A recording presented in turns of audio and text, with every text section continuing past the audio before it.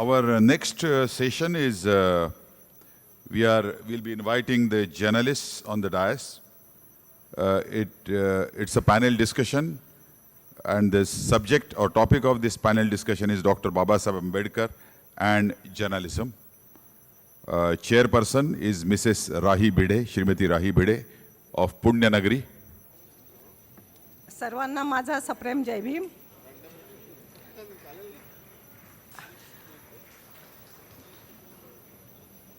आम्ही पत्रकारिता क्षेत्रात काम करणारे सगळे माझे सहकारी इथे आहेत.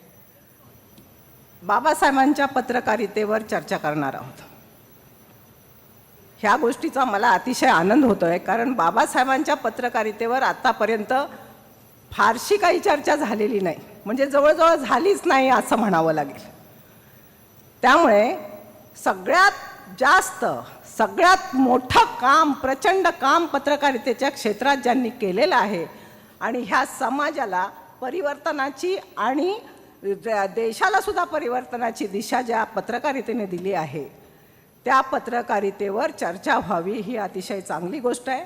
आजच्या कार्यक्रमाचे संयोजक राजकुमार बडोलेजी, सामाजिक न्याय मंत्री, आणि त्यांचे सर्व सहकारी, सगळी टीम, या सर्वांना मी सर्वप्रथम धन्यवाद देते, त्यांचं अभिनंदन करते की त्यांनी इतक्या चांगल्या विषयावरती चर्चा घडवून आणलेली आहे. जे मी आधीच सांगितलं होतं की यापूर्वी अशी चर्चा कधी विस्तृतपणे झालेलीच नव्हती. बाबासाहेबांच्या पत्रकारितेच्या बद्दल बोलताना राहुल गडपालेंनी सांगितलं की बाबासाहेबांची पत्रकारिता ही राष्ट्रनिर्मितीसाठी होती, आणि ही गोष्ट तर खरीच आहे की बाबासाहेबांच्या पुढे राष्ट्रनिर्मितीचंच ध्येय होतं. मगाशी नरेंद्र जाधवांनी पण सांगितलं की त्यांना दलितांचे नेते किंवा राज्यघटनेचे शिल्पकार असं संबोधलं जातं, पण तसं नाही आहे, कारण राष्ट्रनिर्मितीमध्ये त्यांचं योगदान किती आहे हे त्याची चर्चा झाली पाहिजे, ते लोकांच्या समोर गेलं पाहिजे, आणि त्यासाठी ह्या आंतरराष्ट्रीय परिषदेचं आयोजन केलेलं आहे. ही अतिशय चांगली गोष्ट आहे. बाबासाहेबांची पत्रकारितेचा जेव्हा आपण विचार करतो तेव्हा राष्ट्रनिर्मितीसाठी पत्रकारिता कशी होती, त्यावेळेला सुद्धा सगळ्यांना असंच वाटत होतं की बाबासाहेबांची पत्रकारिता ही मूकनायक आहे, जे मूक आहे, ज्यांना आवाज नव्हता, त्यांचा आवाज बुलंद करण्यासाठी ही पत्रकारिता आहे, असं त्याच्यासाठी ह्यांनी सुरू केलं असं होतं. पण तसं नाही आहे. बाबासाहेबांचं असं मत होतं की जी समाजामध्ये विषमतेची विश्वल्ली पसरलेली आहे, ती सगळी विषमता जाऊन सगळ्यांना समान पातळीवरती जोपर्यंत ते येत नाहीत, तोपर्यंत खऱ्या अर्थाने आपल्या देशाची चांगली राष्ट्रनिर्मिती होऊ शकत नाही, असं बाबासाहेबांना वाटत होतं. आणि त्याप्रमाणे आता रवींद्र आंबेकरनी पण सांगितलं की बाबासाहेबांच्या विचारांपासून प्रेरणा घेऊन बाहेर पडून खरी पत्रकारिता काय असते, लोकांचे खरे प्रश्न काय असतात ह्याचं संशोधन ते काही मित्रमंडळी करणार आहेत. तर पत्रकारितेच्या क्षेत्रामध्ये अशा पद्धतीने बाबासाहेबांच्या पत्रकारितेपासून प्रेरणा घेऊन जर कुणी काही चांगलं वेगळं राष्ट्रनिर्मितीच्या कामामध्ये सहकार्य करत असेल तर ही सुद्धा अतिशय चांगली गोष्ट आहे. अमन कांबळे यांनी पत्रकारिता हा समाजाचा आरसा आहे असं सांगितलं, आणि सगळ्या शोषितांचं दुःख बाबासाहेबांनी कसं मांडलं त्यांच्या पत्रकारितेतून, आणि त्यांनी कसं राष्ट्रनिर्मितीसाठी त्यांनी काम केलं हे सगळं सांगितलं. आणि त्यांनी हे पण सांगितलं की बाबासाहेबांनी जेव्हा मूकनायक सुरू करण्याचं ठरवलं त्यावेळेला त्यांची केसरी ह्या टिळकांच्या वर्तमानपत्रांनी दखल घेतली नाही. त्यांनी त्या वृत्तपत्राची जाहिरातसुद्धा स्वीकारली नाही. म्हणजे इतकी प्रचंड विषमता त्यावेळेला आपल्या देशामध्ये होती. ह्या अमनने आता जे सांगितलं की जाहिरात घेतली नाही, त्याच्यावरनं मला एक सांगावंसं वाटतं की बाबासाहेबांच्या जेव्हा म्हणजे बाबासाहेबांनी खऱ्या अर्थाने वर्तमानपत्र काढायची का ठरवली. कारण त्यांनी सगळ्याचा ते अतिशय गाढे अभ्यासक होते. त्याने सगळ्या प्रकारच्या वर्तमानपत्रांचा आणि सगळ्या क्षेत्रांचा प्रचंड अभ्यास केलेला होता. तेव्हा त्यांच्या असं लक्षात आलं की आपल्या समाजाचा आवाज दबलेलाच आहे, तर तो आवाज बुलंद करण्यासाठी मूकनायक काढलं पाहिजे. आणि मूकनायक आपण काढलंय हे सगळ्या लोकांना समजलं पाहिजे, म्हणून त्यांनी ती जाहिरात दिली होती. परंतु ती त्यांनी घेतली नाही. दुसरी महत्त्वाची गोष्ट, पक्षपातीपणा किती मोठा असावा. तर पक्षपातीपणा असा होता की पुण्यातल्या मंडईमध्ये जर बाबासाहेबांची लाखांची सभा झाली तर त्याची साधी एक बातमीसुद्धा वर्तमानपत्रात येत नसे. त्याच्यामध्ये ते, आणि उलट मी नेहमी म्हणते की तिकडे मंडईमध्ये जर म्हशीला कोकरू झालं तर त्याची बातमी मात्र केसरीमध्ये यायची, पण बाबासाहेबांची लाखाच्या सभेची बातमी यायची नाही. एवढा पक्षपातीपणा त्यावेळेला पत्रकारितेमध्ये होता. आणि अच्छा, पत्रकारितेची आपण सांगतो, म्हणजे आम्ही पत्रकार सांगतो की आमची फार मोठी तेजस्वी परंपरा आहे. तर आपली तेजस्वी परंपरा म्हणजे कोणती? तर जेव्हा दर्पण निघालं, म्हणजे 1832 साली जेव्हा बाळशास्त्री जांभेकरांनी दर्पण काढलं, ते द्विभाषिक होतं, इंग्रजी आणि, कारण त्यावेळेची ती गरज होती, इंग्रजी आणि मराठी असं होतं. तर त्यांना आद्य पत्रकार आपण मानतो, कारण त्यांनी पहिल्यांदा सुरू केलं महाराष्ट्रामध्ये ही पत्रकारिता. त्याच्यानंतर मग अनेक पत्र निघाली. कुठली पत्र निघाली? ज्ञानोदय निघालं, सुबोध पत्रिका निघाली, इंदुप्रकाश निघालं. अशा पद्धतीची खूप वर्तमानपत्र त्यावेळेला निघाली. पण तेव्हा बाबासाहेबांच्या असं लक्षात आलं की ही सगळी आहेत, ही ठराविक नागरी जीवनाचे, नागरी समस्या मांडणारी ही पत्र आहेत. आणि त्याच्यामुळे त्यांना बाबासाहेब अस्वस्थ होते. तर नंतर आपल्या परंपरेमध्ये काय येतं? लोकहितवादींची शतपत्र, विष्णुशास्त्री चिपळूणकरांची निबंधमाला, टिळकांचा केसरी, आगरकरांचा सुधारक, हरिभाऊ आपटे, शिवरामपंत परांजपे, अच्युत बळवंत कोल्हटकर, काकासाहेब खाडीलकर यांच्यापर्यंत, म्हणजे बाळशास्त्री जांभेकरांपासून ते काकासाहेब खाडीलकरांपर्यंत आपली तेजस्वी परंपरा आपण सांगतो. पण मग त्याच्यामध्ये बाबासाहेबांची पत्रकारिता, दलित समाजाची पत्रकारिता, बहुजन समाजाची पत्रकारिता ह्याचा साधा उल्लेखही येत नाही. त्यामुळे आपण, हे बुद्धिवादी क्षेत्र पत्रकारितेचं आहे, आणि बुद्धिवादी क्षेत्रामध्ये जर असा पक्षपाती होणार असेल तर मग आपला देश आणि राष्ट्रनिर्मिती कशी काय होऊ शकते? तर त्यामुळे त्या काळामध्ये जेव्हा ही वर्तमानपत्र होती, ही नागरी समस्या वगैरे मांडणारी वर्तमानपत्र होती, त्याच्यामध्ये शोषितांचे आवाज तर नाहीच, परंतु ग्रामीण भागातल्या समस्या सुद्धा येत नव्हत्या. अशा वेळेला कृष्णाजी भालेकरांसारख्या नेत्यांनी, त्यावेळेच्या सामाजिक नेत्यांनी महात्मा ज्योतिबा फुले यांच्या प्रेरणेमधून वर्तमानपत्र काढली. मग ही बहुजनांची जी वर्तमानपत्र होती त्याच्यामध्ये दिनबंधू होता, दिनमित्र होता, म्हणजे अशा पद्धतीची अनेक, शेतकऱ्यांचा कैवारी होता, आंबा लहरी, विजयी मराठा, अशा पद्धतीची वर्तमानपत्र सुरू झाली होती. पण त्याचा कोणी कुठेही उल्लेख करत नाही, ही वस्तुस्थिती आहे. सांगण्याचं तात्पर्य असं आहे की जेव्हा आपण परंपरा सांगतो, जेव्हा आपली तेजस्वी परंपरा आपण सांगतो, तेव्हा एका संपूर्ण मोठ्या समाजाला बाजूला ठेवून तुमची परंपरा तेजस्वी कशी काय होऊ शकते?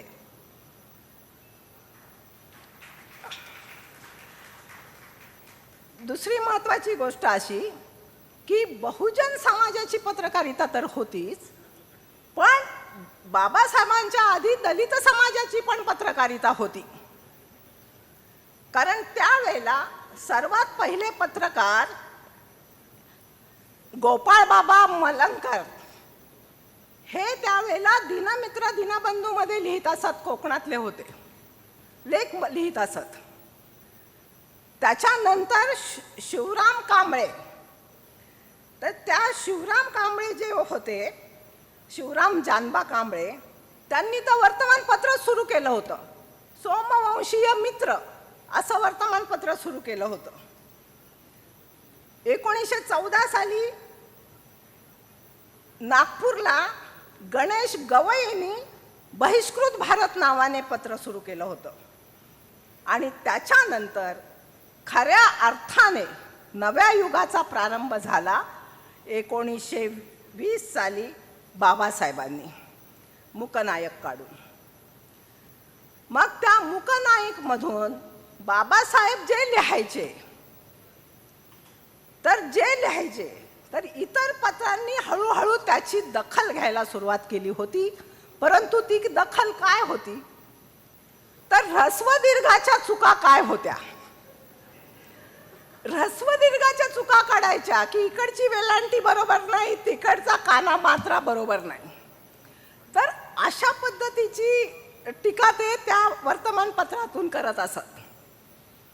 मी महिला पत्रकार असल्यामुळे एक गोष्ट आवर्जून सांगेन की दिनबंधू जे वर्तमानपत्र भालेकरांनी सुरू केलेलं होतं, त्याच्यामध्ये तानुबाई बिर्जे ह्या महिला संपादक होत्या आणि त्यांनी इंग्रजांच्या विरुद्ध कितीतरी परखड असे अग्रलेख त्यावेळेला लिहिलेले होते. जवळजवळ 10 वर्ष त्यांनी तानुबाई बिर्जेंनी त्यांच्या पतीच्या निधनानंतर दिनबंधू चालवलं होतं.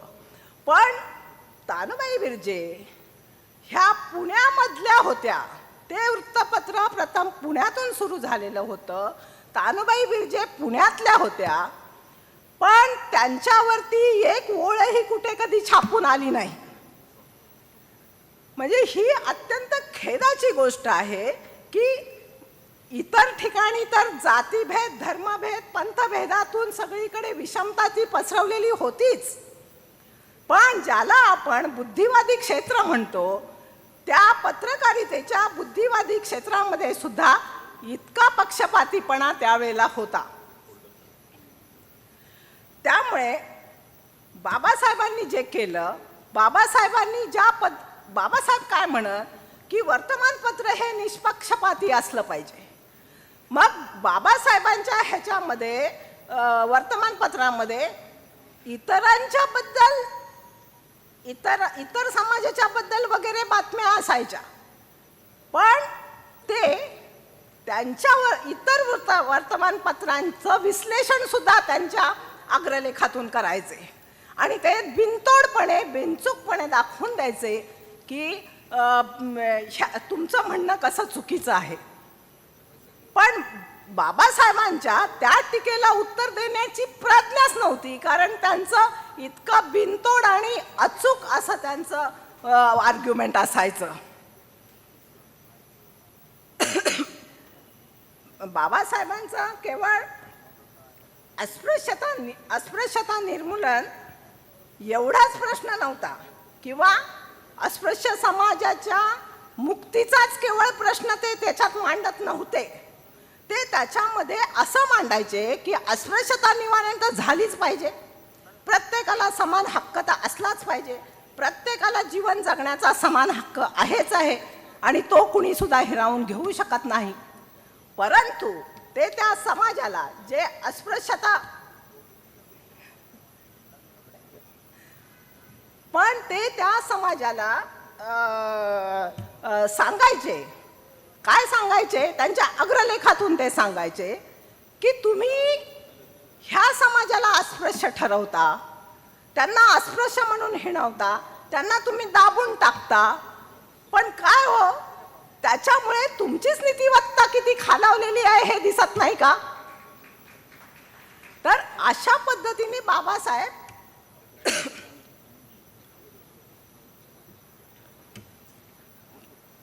त्यांना सांगायचे. वृत्तपत्र सुरू करण्याच्या आधी बाबासाहेब खूप अभ्यास करायचे, कारण अभ्यास हाच खरा त्यांचा स्थायी भाव होता. ते इतका अभ्यास करायचे की मुकनायक काढण्याच्या आधी सुद्धा त्यांनी खूप अभ्यास केला होता. ते म्हणायचे की आपल्याला त्यांच्यापेक्षा चांगले विचार मांडता आले पाहिजेत आणि ते त्यांना पटवून देता आले पाहिजेत. म्हणून बाबासाहेब अभ्यास करायचे. त्यांनी संत वाङ्मयाचा अभ्यास केला. इतकंच नव्हे तर इतर जी वर्तमानपत्र होती त्यांचे संपादक कसं लिहितात, त्यांचे अग्रलेख कसे येतात, त्यांची वृत्त कशी येतात, ह्या सगळ्याचा सुद्धा बाबासाहेब खूप विचार करत असायचे. आणि ते सगळा विचार करूनच मग त्यांनी ठरवलं की आपल्याला वृत्तपत्र काढायला जमेल म्हणून. बरं, मुकनायक त्यांनी जेव्हा काढलं, पण ते बाबासाहेबांचा अभ्यास इतका होता, परदेशात एवढं शिक्षण घेतलेलं होतं, एवढी पुस्तकं ते लिहित होते. मग त्यांनी काय केलं, ते म्हणाले की त्यांना जेव्हा अग्रलेख लिहायची वेळ आली तेव्हा बाबासाहेब ते इंग्रजीतून झरझर लिहायचे. ते मराठीतून त्यांना पटकन लिहिण्याची प्रॅक्टिस नव्हती म्हणून ते इंग्रजीत झरझर लिहायचे आणि त्याचं भाषांतर नंतर, कारण आपल्याला मराठी बोलता येतं म्हणून त्याचं भाषांतर नंतर करायचे. आता आज आम्ही जर पत्रकार, कारण माझे इथे बसलेले सहकारी चांगलं काम करतात, मुद्दा तो नाही, पण सर्वसामान्यतः इन जनरल जर पाहिलं तर आजकालची मुलं वर्तमानपत्राच्या क्षेत्रामध्ये येत आहेत, कोणी अभ्यासच करत नाही. का वाटेल तेच प्रश्न विचारत असतात पत्रकार परिषदेमध्ये आणि मग नेत्यांचे बोलणे पण खायला लागतात त्यांना. खरं म्हणजे बाबासाहेबांपासून प्रेरणा घेऊन आणि बाबासाहेबांची पत्रकारिता प्रत्यक्षात अंमलात आणण्यासाठी पहिल्यांदा वाचन केलं पाहिजे. पण वाचनाचा इतका प्रचंड अभाव आहे म्हणून मी बडोलेंना आता अभिनंदन करीन त्यांना आणि त्यांचं की त्यांनी ह्या विषयावर चर्चा तरी ठेवलेली आहे. म्हणजे किमान लोकांना कळू तरी द्या की बाबासाहेबांची पत्रकारिता कशी होती. पण ह्या निमित्ताने मी असं आवाहन करीन सगळ्यांना की बाबासाहेबांच्या पत्रकारितेचा जरूर अभ्यास केला पाहिजे, कारण राष्ट्रनिर्मितीसाठी आणि एक चांगला सुदृढ समाज निर्माण करण्याच्यासाठी हा बाबासाहेबांचा विचार, बाबासाहेबांची पत्रकारिता हीच आपल्या देशाला अतिशय पुढे तारक होणार आहे. आणि बाबासाहेब एका अग्रलेखामध्ये असं म्हटले होते की तुम्ही दुसऱ्याचं वाईट करायला जाऊ नका. म्हणजे बाबासाहेब स्वतः प्रज्ञाशील, करुणा पाळणारे होते. ते म्हणायचे की ते शिलाला सगळ्यात जास्त महत्त्व द्यायचे. ते म्हणायचे की तुम्ही दुसऱ्यांना त्रास देऊ नका, कारण ते म्हणले जर आगबोटी तिथले प्रवासी असतील, आगबोटीमध्ये एकत्र सगळे प्रवास करणारे असतील आणि त्यातल्या एखाद्या उतारूने जर दुसऱ्याच्या खोलीला छिद्र पाडण्याचा प्रयत्न केला आणि त्यांना बुडू दे असं त्याच्या जर मनात आलं तर ते माणसं तर बुडतीलच, पण आधी किंवा नंतर तोही छिद्र पाडणारा बुडेल. त्यामुळे बाबासाहेब असं म्हणायचे की कधीही तुम्ही दुसऱ्यांचं वाईट चिंतू नका. अशा पद्धतीचा ते सर्वांना सल्ला द्यायचे. मग त्यावेळेच्या पत्रकारितेच्या बाबत बाबासाहेबांनी त्याची वर्गवारी केली होती. त्यांनी म्हटलं होतं की एक पत्रकारिता अशी आहे की स्वहित साधू, फक्त स्वतःचंच हित साधणारी पत्रकारिता आहे. आणि दुसरी जी पत्रकारिता आहे ती स्वसमाज हित साधू. म्हणजे ती काय करायची, ती पत्रकारिता कशी होती तर फक्त आपल्याच समाजाचं, फक्त आपल्याच जातीचं, अशा पद्धतीचं सगळं त्या वर्तमानपत्रात येईल, आपल्याच जातीच्या समस्या त्याच्यात येतील, अशा पद्धतीची एक पत्रकारिता होती. आणि तिसरी पत्रकारिता ही स्वतंत्र पत्रकारिता होती आणि ती कुठल्याही जाती धर्मभेद न पाळणारी आणि आपलं राष्ट्र समोर ठेवून आणि राष्ट्र उभारणी समोर ठेवून करणारी होती. ती बाबासाहेबांची पत्रकारिता होती. आणि जर पत्रकारितेला सुद्धा आजचे दिन यायचे असतील तर मी तर म्हणेल की त्यांना बाबासाहेबांच्या पत्रकारितेचा अभ्यास करायलाच पाहिजे, त्यांची दृष्टी आत्मसात केली पाहिजे, तरच पत्रकारिता खऱ्या अर्थाने चांगल्या पद्धतीचं राष्ट्र निर्माणाचं काम करू शकेल. अन्यथा आपल्याला आणखीन काही वर्ष वाट बघायला लागेल. धन्यवाद.